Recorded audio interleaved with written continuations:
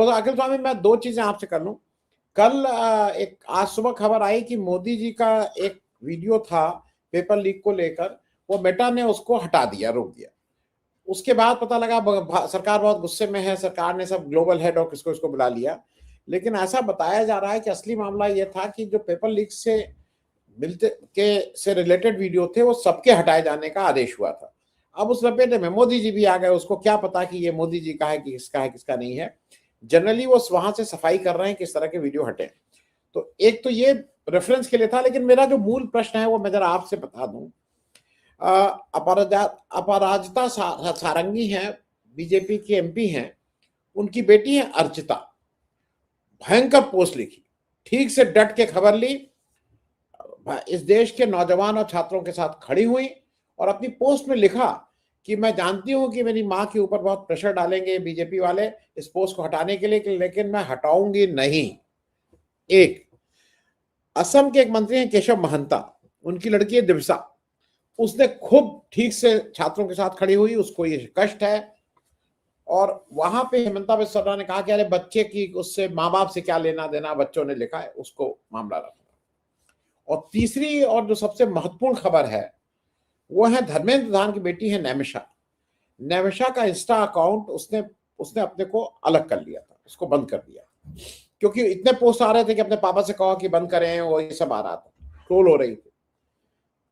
अब जब इस्तीफा दे दिया है, वो वापस आई है। उसने उसमें ठीक से लिखा है कि भाई ये जो हो रहा था मैं उसको समझती हूँ, आई अप्रिशिएट, और मैं उन सारे लोगों से इस जो दुख हुआ था, जो कष्ट हुआ था इन बच्चों को, इन पेरेंट्स को, उसके लिए माफी मांगती हूँ। और उसने एक बड़ी बात कही, और ये बात मैं इसलिए अंडरलाइन कर रहा हूं कि वही धर्मेंद्र प्रधान जब बीजेपी कल जब जाते हैं पार्लियामेंट, तो उनका स्वागत विजय ध्वनि के साथ होता है, और वो लग रहा है कि कोई विजय उससे करके आए हैं। ये मैं एटीट्यूड की बात कह रहा हूं। ये जरा मैं स्वामी जी आपसे ये स्वामी ये समझना चाह रहा हूं। मेरी भी बहुत दोस्त है, मैंने पहले भी किया, मैं फिर रिपीट कर दूं। एक उत्तर प्रदेश सरकार के बड़े अधिकारी जो मतलब सेक्रेटरी लेवल के हैं, वो ये कह रहे थे कि उनकी लड़की जिद की हुई है, उस समय अभी वापस नहीं हुआ था आंदोलन, कि वो भी इको गार्डन यहाँ जाएगी आंदोलन में। वो कह रहे थे मत जाओ क्योंकि तुम बड़े भाई तुम चिन्हित हो जाओगी। वो कह रही थी आपसे क्या मतलब, मैं अपनी दोस्त के साथ उसकी कार में जाऊंगी, उसकी गाड़ी में जाऊंगी, स्कूटी में जाऊंगी। उनका कहना था ये तुम यहाँ मत जाओ, मैं तुम्हें भेज दे रहा हूँ, तुम दिल्ली या कहीं और चली जाओ, यहाँ पे मेरी बड़ी बदनामी होगी।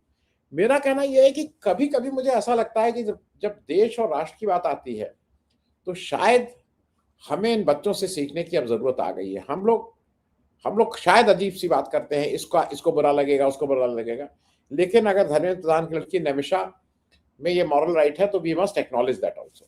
मैं यहीं से आपका एक जरा समझना चाह रहा हूं कि एक तरफ धर्मेंद्र प्रधान विजयी होके जा रहे हैं, हर्षद ध्वनि हो रही है, और लड़की कह रही है कि मैं माफी मांगती हूँ आपको जो ये कष्ट हुआ। प्रोफेसर स्वामी, और ओवरऑल ये जो अभी चल रहा है उस पर आपका कि अकाउंटेबिलिटी की बात और मोदी की माफी की बात, वो तो कर ही लेंगे, लेकिन इस पे भी जरा आपसे समझ लो।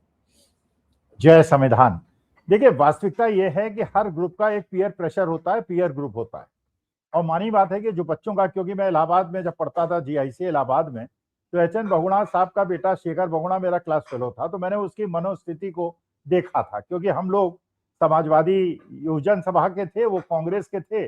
तो जब 20 बच्चे होते हैं, एक ही बात करते हैं, तो प्रेशर पड़ता है उनपे, और वो भी विरोध करना छोड़ देते हैं, क्योंकि ये जानते हैं रहना तो बच्चों के साथ है और बच्चों की मानसिकता के साथ है। तो मानी बात है कि जैसे असम के मंत्री की बेटी के साथ हुआ, या ये सारंगी जी की बेटी के साथ, भाई सारंगी जी तो चलिए, अपराजिता सारंगी तो आईएएस में थी, उसके बाद मेंबर ऑफ पार्लियामेंट बनी, तो मानी बात है कि उनके पास अलग तरह के दबाव है, लेकिन बेटी के ऊपर जो दबाव है वो अपने साथियों का है, क्योंकि संगी साथियों के साथ उस उम्र के कुछ तकाजे हैं और उसके कुछ प्रेशर हैं। अच्छा, मानी बात है कि एक चीज और देखते हैं कि जो बच्चे हैं, जो उनकी डिमांड है वो जेन्युइन डिमांड है। भाई अगर मान लीजिए कोई गलत डिमांड होती, तब तो कोई कह सकता था कि भाई अनजेन्युइन डिमांड है, पेपर लीक नहीं हो रहे हैं, तुम लोग पेपर लीक का हुआ बना रहे हो, बिना बात बदनाम कर रहे हो। लेकिन ये बात तो देखिए, आज के तारीख में सबको पता है, जैसे आज प्रियंका गांधी का भी मैं पार्लियामेंट के अंदर भाषण सुन रहा था कि भाई आप मंत्री जी को हटा दिया, एनटीए चेयरमैन को हटाने में आपको क्या परेशानी है, क्योंकि ये बात बिल्कुल सर्वविदित हो गई आज के तारीख में कि आरएसएस ने शिक्षा व्यवस्था पे पूरी तरह से कब्जा कर लिया है।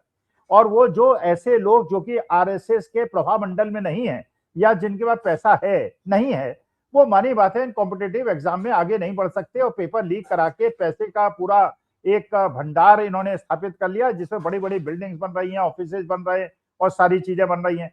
तो उसके अंदर वो किसी को घुसने नहीं देना चाहते। तो मानी बात है कि देखिए, ये जो बच्चों का आपने देखा होगा, सुना होगा, फतेहपुर के अंदर एक इंटरमीडिएट कॉलेज के बच्चों ने, ये तो जेनजी की बात भी नहीं है, वो तो जेन अल्फा है, उन्होंने कहा कि हमारे स्कूल के अंदर बिजली नहीं है, आती है बिजली चली जाती है, पानी की व्यवस्था नहीं ठीक नहीं है, टॉयलेट की व्यवस्था ठीक नहीं है। और प्रिंसिपल से जाके उन्होंने 150 बच्चों ने इकट्ठे होकर कहा, प्रिंसिपल साहब ये ठीक कराइए। देखिए, हम तो ये चाहते हैं, चाहे ये सत्ता भारतीय जनता पार्टी की हो या कांग्रेस की हो या किसी की भी हो, ये एक प्रेशर ग्रुप होना चाहिए। पॉलिटिशियंस को ये समझना चाहिए कि जो नारे देके बच्चों से वो सत्ता में आ जाते हैं और उसके बाद नारों को भूल जाते हैं, ये उन्हें नहीं करना पड़ेगा, अकाउंटेबल होना पड़ेगा। तो चाहे वो भारतीय जनता पार्टी के मंत्री हो, मेंबर ऑफ पार्लियामेंट हो, या उनके विधायक हो, उनके बच्चे हों। बल्कि मैंने तो यहां तक आनंद जी सुना है, जो पुलिस अधिकारी वहां पे आपने देखा कि एक आईपीएस ऑफिसर ने अपनी नौकरी से रिजाइन कर दिया, बहुत सारे सब इंस्पेक्टर्स ने रिजाइन कर दिया। और ये बात भी बिल्कुल पक्की थी कि मानी बात है कि जो पुलिस ऑफिसर्स हैं, आर्मी ऑफिसर्स हैं या सेंट्रल रिजर्व पुलिस के ऑफिसर्स हैं, या आइसोलेशन में तो रहते नहीं है भाई, रहते तो अपने बच्चों के साथ है, अपनी पत्नी के साथ है। अच्छा, पत्नियों के ऊपर भी दबाव होता है। अगर पत्नी के मान लीजिए पति जो है वो सेंट्रल रिजर्व पुलिस में है, लेकिन उनकी जो किटी की फ्रेंड्स है वो दूसरे उसकी हैं, वो कहते हैं भाई हमारे बच्चे जा रहे हैं, तुम्हारे पति क्या कर रहे हैं। भाई, इसका क्या लॉजिकल रीजनिंग है कि अगर बच्चे अहिंसात्मक आंदोलन कर रहे हैं तो तुम उस पर AK-47 चला रहे हो और पैलेट गन चला रहे हो, उनकी आंखें फोड़ रहे हो। तो देखिए, जब कोई जेन्युइन कॉज होता है, वो जेन्युइन कॉज को अपोज करना बड़ा मुश्किल होता है। मान लीजिए आज कांग्रेस की सरकार होती और ये कांग्रेस की सरकार में होता और बच्चे इस तरह से उनके खिलाफ खड़े होते, तो मानी बात है किसी को जस्टिफाई करने में बड़ी मुश्किल होती। तो ये तो देखिए चीज हिंदुस्तान में शुरू से होनी चाहिए थी, जो पहले भी बात हुई थी, जो पंडित जवाहरलाल नेहरू जैसे लोगों से संवाद करते थे, राजीव गांधी लोगों से संवाद करते थे। अब आजकल पिछले 12 साल से मुश्किल क्या हो गई, देखिए मनमोहन सिंह भी संवाद करते थे, अटल बिहारी भी संवाद करते थे। अटल बिहारी वाजपेयी जो थे, लखनऊ के मेंबर ऑफ पार्लियामेंट थे, लोग उनके साथ जाके लड़ लेते थे कि साहब कैसे मेंबर ऑफ पार्लियामेंट है, हमारी खड़ंजा ठीक नहीं हुआ, हमारी नाली ठीक नहीं हुई। अब मोदी जी के जमाने में एक नए प्रकार की सरकार आ गई पिछले 12 साल में, जो किसी चीज के लिए आंसरेबल नहीं है, वो तो एक पक्षीय संवाद करते हैं। अब जैसे राहुल गांधी पहुंच गए उस लड़के के साथ जो जंतर मंतर के अंदर बैठा था, जो अनपढ़ था, 40 रुपए की रबड़ की चप्पल पहने हुए था, उसके घर गए, बात की। फिर जो यहाँ पे लड़का जो खाना खिला रहा था जंतर मंतर के अंदर, उसके यहाँ इमरान प्रतापगढ़ी पहुंच गए। तो देखिए, ये जनता है, ये जनता है, इसके दुख में फाया रखना ही पॉलिटिशियन का काम है और ये सब पॉलिटिशियन को सीखना पड़ेगा। तो ये जो एक प्रकार का जो बच्चों के अंदर एक ऐसी भावना है जो सही है, तो हमको तो बल्कि खुश होना चाहिए। हम लोगों को ये खुश होना चाहिए कि हमारी पीढ़ी जो नहीं कर पाई या हमारी नई पीढ़ी जो अगली पीढ़ी नहीं कर पाई, कम से कम जो उसके बाद जेन जी हैं या जेन अल्फा हैं, वो कम से कम इतने ज्यादा समाज। और इससे आनंद जी, इस पे भी कोई आदमी इससे वो नहीं हो सकता, इनकार नहीं कर सकता, विश्व के अंदर ये जो आंदोलन हुआ है, विश्व के अंदर इसकी आहट है, लोग इससे घबराए हुए हैं। बल्कि अमेरिका में, यूरोप में, ऑस्ट्रेलिया में लोग सोच रहे हैं, जापान में सोच रहे हैं, अभी तक तो हमने रूल कर लिया विश्व में। अरे ये बच्चों का देख के कि ऐसा आंदोलन किसी ने विश्व में देखा होगा क्या, जिसमें हंसी हंसी मजाक करते हुए, मीम बनाते हुए, पिटने के बाद भी नाचते हुए।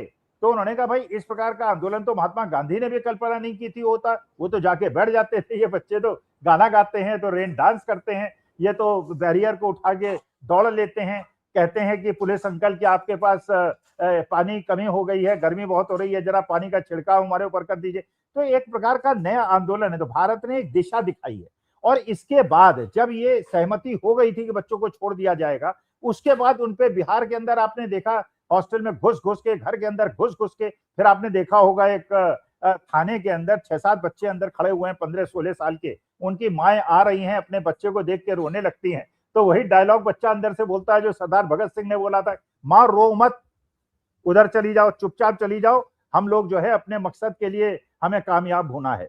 और वो बच्चा 8वीं क्लास का बच्चा था। तो देखिए, ये जो भावना है इसको तो हमें वेलकम करना चाहिए और ये वेलकम करना चाहिए कि अकाउंटेबिलिटी होनी चाहिए। और जो सत्ता में जाके जनता के अधिकारों को भूल जाते हैं, वो कोई भी हो, they have to be accountable, they have to be answerable. और ये मन की बात करके, एक पक्षीय संवाद करके जनता को मूर्ख बनाना पॉलिटिशियन बंद कर दें। ये सबको सीखना होगा, पूरे विश्व को सीखना होगा, क्योंकि आपने विश्व के अंदर देखा है जब वो प्रेस कॉरेस्पॉन्डेंट खड़े होकर प्रेसिडेंट से या प्राइम मिनिस्टर से प्रश्न पूछते हैं तो उसका जवाब देते हैं, ऐसे नहीं भागते हैं कि नॉर्वे के अंदर कोई पत्रकार पूछे और 9-2-11 हो गए बिना जवाब दिए हुए, या ऑस्ट्रेलिया और न्यूजीलैंड के अंदर इस तरह की स्थिति हो जाए। तो आपको प्रेस कॉन्फ्रेंस भी करनी होगी, आपको जवाब भी देना होगा, जनता के प्रश्नों का जवाब भी देना होगा। और अगर आपने स्कूल के अंदर पानी की व्यवस्था नहीं की, टॉयलेट की व्यवस्था नहीं की, बिजली की व्यवस्था नहीं की, किसानों की समस्याओं का हल नहीं ढूंढा, आपको आंसरेबल होना होगा। ये बड़ी बड़ी गाड़ियों में, एयर कंडीशन ऑफिसेज में, ये सिर्फ 5 स्टार होटलों में घूमना नहीं चलेगा। जनता के प्रति राजनीतिज्ञों को अकाउंटेबल और आंसरेबल होना पड़ेगा। ये बच्चों ने दिखा दिया।